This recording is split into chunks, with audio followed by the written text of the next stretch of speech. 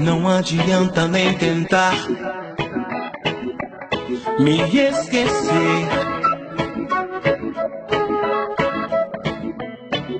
Durante muito tempo em sua vida eu vou viver detalhes tão pequenos de nós dois. São coisas muito grandes pra esquecer, que a toda hora vão estar presentes. Você vai ver. Se um outro cabeludo aparecer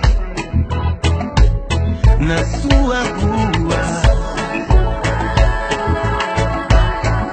e isso lhe trouxer saudades minhas, a culpa é sua. O ronco barulhento do seu carro, a velha calça desbotada ou coisa assim, imediatamente você vai lembrar de mim.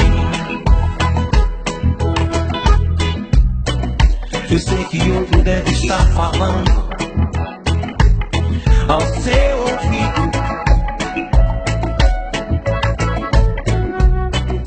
palavras de amor, como eu falei, mas eu duvido. Duvido que ele tenha tanto amor. Até os erros do meu português ruim. E nessa hora você vai lembrar de mim. E a noite envolvida no silêncio do seu quarto,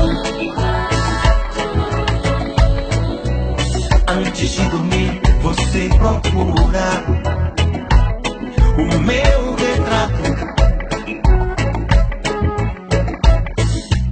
Mas na moldura não sou eu quem te sorrir, mas você vê o meu sorriso mesmo assim.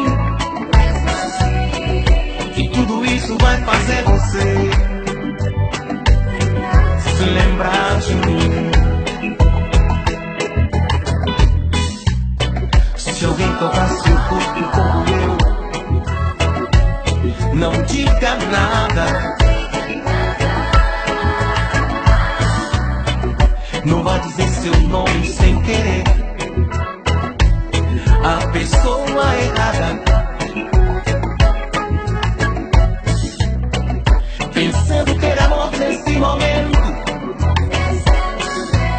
Desesperada você tenta até o fim.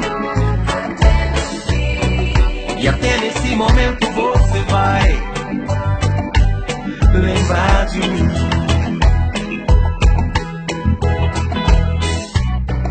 Eu sei que esses detalhes vão sumir na longa estrada do tempo que transforma todo amor em quase nada. Mas quase também é mais um detalhe. O grande amor não vai morrer assim. Por isso é que de vez em quando você vai lembrar de mim.